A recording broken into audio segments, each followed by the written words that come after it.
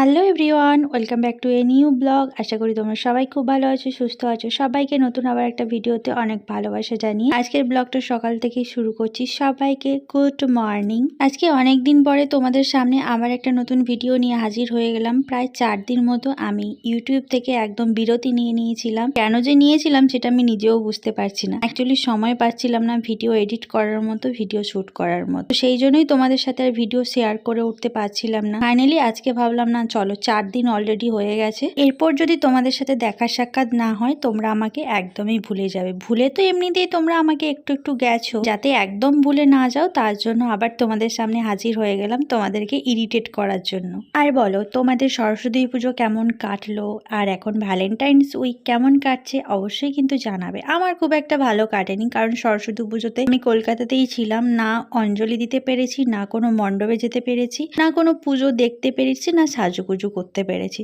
বিয়ের পর না জীবনটা কেমন একটা যেন পাল্টে গেছে। বিয়ের আগে সরস্বতী পুজোতে প্রচুর মজা করতাম, যে তোমার বাপের বাড়িতে সরস্বতী পুজো হয়, তো সারা দিনটা না একটা আলাদাভাবেই কাটতো। এবং পুজোর জাস্ট মানে এক সপ্তাহ আগে থেকে প্ল্যানিং, কি শাড়ি পরবো, কিভাবে সাজবো, সব রকম একটা প্ল্যানিং করতাম। বেশ আলাদা একটা আনন্দ হতো। কিন্তু বিয়ে হয়ে যাওয়ার পরে 3 বছর হয়ে গেল, আমি সরস্বতী পুজোটা না সেভাবে আর এনজয় করতে পারি না। নিজের খুব ইচ্ছে করে বাড়িতে ঠাকুর এনে পুজো করা শুরু করব। এই বছর ইচ্ছে ছিল, কিন্তু অনেক ঝামেলার মধ্যে সেটা আর হয়ে ওঠেনি। ভগবান যদি চায় পরের বছর যদি ভালো থাকি, সুস্থ থাকি, তাহলে ইচ্ছে আছে বাড়িতে সরস্বতী পুজোটা শুরু করব। আর বাড়িতে একটা পুজো আর্চা হলে না বেশ আনন্দ লাগে, মজা হয়। তো যাই হোক, কি আর করা যাবে, এই বছর হয়নি, যদি পরের বছর সম্ভব হয় তাহলে অবশ্যই চেষ্টা করব। এই যে তোমাদের সাথে কথা বলতে বলতে দেখো আমার সকালের ব্রেকফাস্ট রেডি হয়ে গেছে। রুটি আর আজকে বাঁধাকপির তরকারি, আর কালকে রাতে পিঠে করেছিলাম, যে কয়েকটা পিঠে তোমাদের দাদাভাইকে দিচ্ছি, আর তার সাথে আছে খেজুর গুড়। ওদিকে তোমাদের দাদাভাই উঠে পড়েছে অলরেডি, উঠে ব্রাশ করে আবার শুয়ে গেছে। তো খাবারটা নিয়ে গিয়ে আবার ডাকতে হবে, তারপরে উনি খাওয়া দাওয়া করবেন। তো দেখো এই যে আমি রেডি করে নিয়েছি তোমাদের দাদাভাইয়ের জন্য, আর এদিকে চাটাও করে নিয়েছিলাম, চাটাও একসাথে নিয়ে নিয়েছি, দুজন মিলে বসে খেয়ে নেব।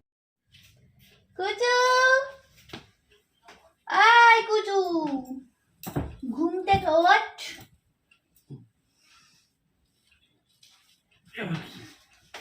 দেখ কত কিছু দিয়েছি আমি।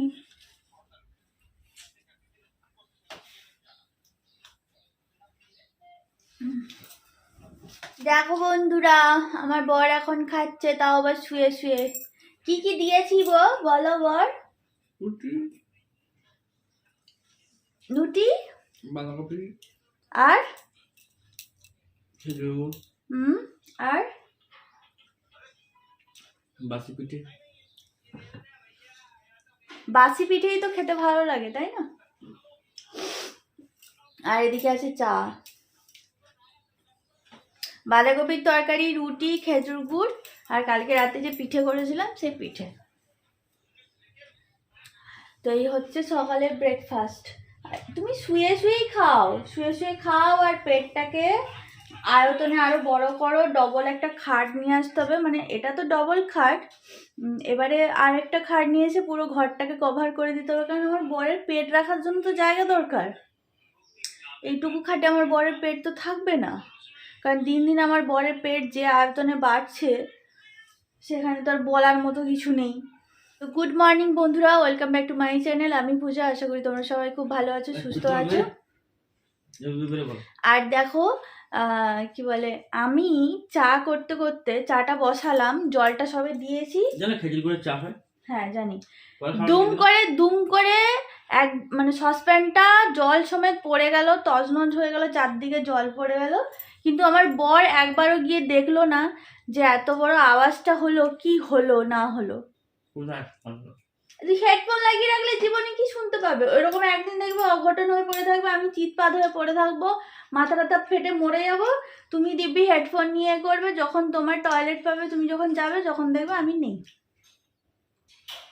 এইরকম একদিন আমাদের হবে, কারণ এমন কানে হেডফোন লাগিয়ে রাখে, কোনো কিছু ডাকলে, কোনো কিছু হলে হুট করে কোনো দিন পাওয়া যায় না। আর আমি বলে বলে জীবনে কোনোদিন এই জিনিসটা হলো না, সংশোধন করাতে পারলাম না, যে হেডফোনটা কম লাগিও, বলে এক কানে হেডফোন লাগাও, এক কান খুলে রাখো, কিন্তু না। ঠিক আছে চলো, আমি চাটা খাই, পরে আবার কথা বলছি। ডিস্টার্ব হচ্ছে, মোবাইল দেখতে পাচ্ছি আমি।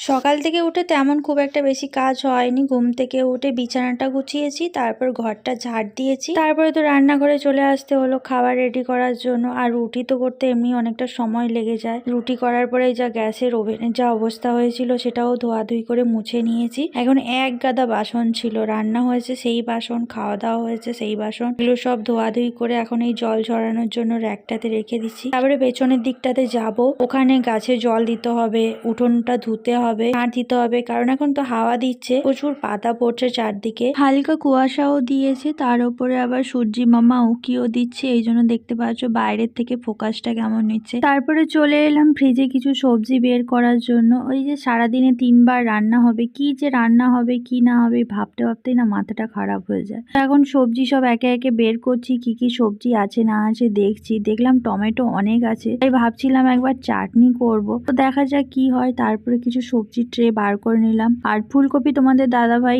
নিয়ে এসেছিল অলরেডি আগে দুটো, তারপরে আবার একটা নিয়ে এসছে, যার কারণে অনেকগুলো হয়ে গেছে। সেই জন্য ভাবলাম যে একটু ফুলকপি ভাজা করি। আর তোমাদের দাদাভাই এখন ফুলকপি ভাজাটা খুব ভালো খাচ্ছে। আর এই সিমগুলো কেনা হয়েছিল, তোমাদের দাদাভাই নিয়ে এসেছিল আগের দিন, খুব একটা ভালো পড়েনি সিমগুলো, ভর্তা করে তো খাওয়াও যাচ্ছে না, আর কোনো তরকারি করলেও খুব একটা ভালো লাগছে না, কারণ কি কেমন শক্ত শক্ত ছিবড়ে ছিবড়ে মতো হয়ে যায়। কিছুটা সিমও কেটে নিয়েছি, তার সাথে ছোট একটা আলু দিয়েছি, দুটো মিশিয়ে ভাজা করলে বেশ খেতে ভালো লাগে। আর ওইদিকে প্রেসার কুকারে ডালটা সেদ্ধ করতে দিয়েছিলাম, সেদ্ধ হয়ে গেছে। একদিকে রান্না বান্না বসিয়েছি আর এক এক করে সবজিগুলো কাটাকুটি করছি, তার সাথে টুকটাক যে কাজকর্মগুলো আছে সেগুলোও করে নিচ্ছি, না হলে সবেতেই তো দেরি হয়ে যাবে, কারণ বেলা তো এমনি ছোট। সব কাজ গুছিয়ে তারপরে আর একটা কাজ করতে গেলে তখন অলরেডি অনেক দেরি হয়ে যায়। ওই জন্য একটা তরকারি বসিয়ে তারপরে একটা কিছু কাজ করলে ওদিকে তরকারিটাও হয়ে যায়, এদিকের কাজটাও হয়ে যায়। ওদিকে ফুলকপিটা বসিয়ে দিয়ে এদিকে এই যে আলু আর শিমটাকে ভালো করে ধুয়ে লবণ হলুদ মাখিয়ে রেখে দিচ্ছি। ওদিকে গাছে এখনো জল দেওয়া হয়নি, উল্টো দিকে ঝাড় দেওয়া হয়নি, অনেক কাজই বাকি আছে। শিম ভাজাটা বসিয়ে দিলাম, বসিয়ে দিয়ে এরপরে বাকি যে কাজগুলো আছে ওগুলো একটু টুকটুক করে নেব।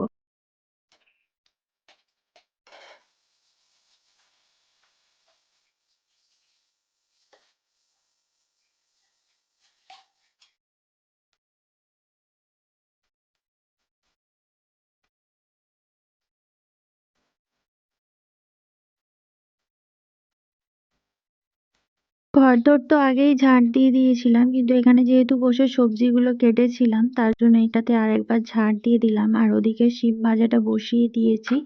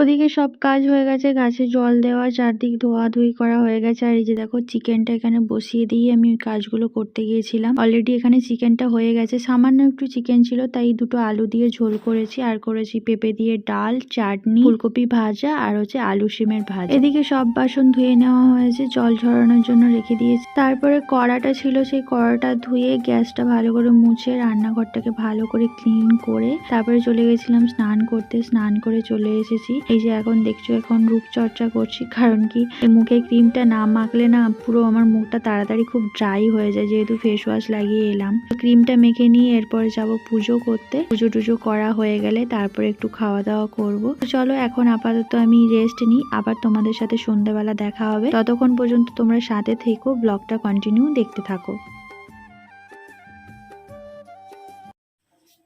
আমার বর এখন বাজার করে নিয়ে এসছে, এক ব্যাগ বাজার।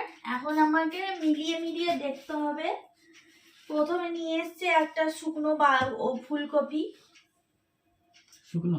হ্যাঁ, শুকনো নয়, ফুলটা একদম তাজা। এই যে দেখতে পাচ্ছ পাতাগুলো শুকিয়ে গেছে, তাতে কি আবার। এটা কত নিয়েছে? এটা তো দেশি ঘরের কফি। থ্যাংকু। নাহলে আমি এক্ষুনি তোমার মাথায় ঠুকে দিতাম যে আমি তো ফুলকপি নিয়ে আসতে তোমাকে বলিনি। এটা হচ্ছে মিল্ক 34, হিসাব করো। বিনস প্রথমত আমি তোমাকে নিয়ে আসতে বলি, 50 টাকা। শশা নিয়ে এসছে বুড়ো বুড়ো শশা, 60 টাকা দিয়ে। শশা কেন নিয়ে এসছো? 60 টাকা করে কিলো, 1200 গ্রাম শশা আছে। সব বড় বড় শশা নিয়েছো, কচি কচি শশা নিয়ে আসতে পারো না?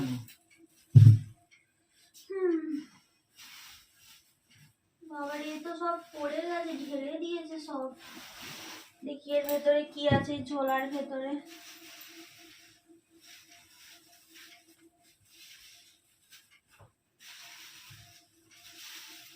এই কি সব পেপার খুলো না, খুলে দিয়েছি, ইয়ে হয়ে যায় না। মটরশুঁটি, হ্যাঁ তুমি শুরু করে দাও, তুমি শুরু করে দাও। আগেরবার তো মটরশুঁটি গুলো তুমিই খেয়ে নিলে, একটা তরকারিই হলো না, কাঁচা কাঁচাই খেয়ে নিলে সব। এরকম কোনো মানুষ আছে তোমরা দেখেছো রাত্রে শোয়ার সময় মটরশুঁটি নিয়ে গিয়ে খেয়েছে, বালিশের তলায় রেখে দিয়েছে খোসাগুলো?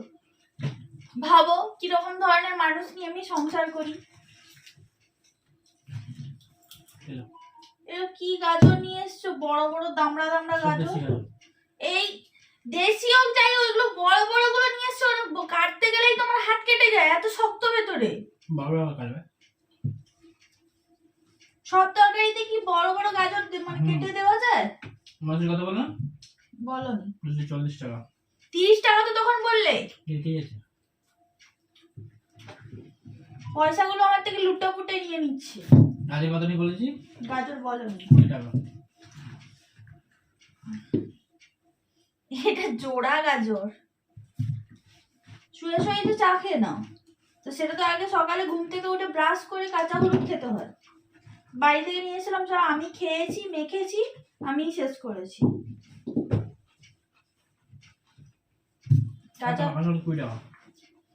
কম করে নিয়ে এলে হয় না, 10 টাকা নিতে হতো। আর কি আছে? মটরশুঁটি এখানে আছে, আলু আর পেঁয়াজ। 16 টাকা করে 2 কেজি আলু। চন্দ্রমুখী আর পাওয়া যাচ্ছে না।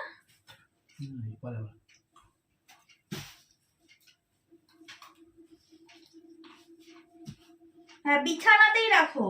296 টাকা।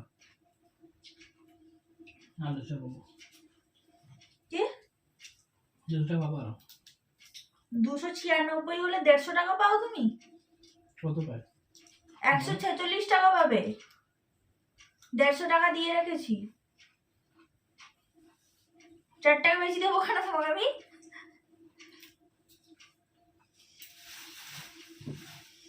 এগুলো আমাকে আবার গোছাতে হবে, মটরশুঁটিগুলো সব ছাড়িয়ে নিতে হবে, নাহলে খোসার সময় থাকলেই নষ্ট হয়ে যাবে। সরাও পা, সরাও পাটা, সরাও। লিখি আমি কত হয়েছে, 296।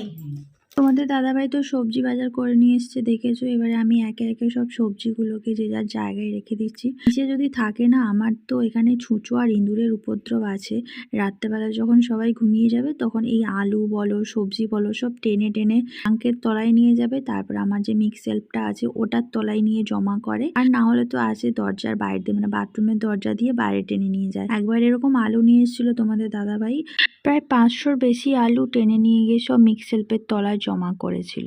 এই যে এগুলো সব পোটলা পুটলি করে নিয়েছি, এবার এগুলো ফ্রিজে রাখবো। আর এই যে মটরশুঁটিগুলো ছাড়িয়ে নিয়েছি, দেখো পুরো 1 বস্তা, মানে একটা পেপার হয়েছে। তোমাদের দাদাভাই বললো 1.5 কিলো নিয়ে এসেছিলো, 1.5 কিলো ছাড়ানোর পরে কতটা বেরিয়েছে দেখো। সব সবজিগুলোকে প্যাক করে নিয়ে এখন কন্টেনার আর প্যাকেটগুলো নিয়ে সব ফ্রিজের মধ্যে রেখে দেবো। আজকের মতো এইটুকুই, আবার দেখা হচ্ছে নতুন আবার একটা ভিডিওর সাথে। ততক্ষণ সবাই ভালো থাকো, সুস্থ থাকো, tata, bye bye, good night.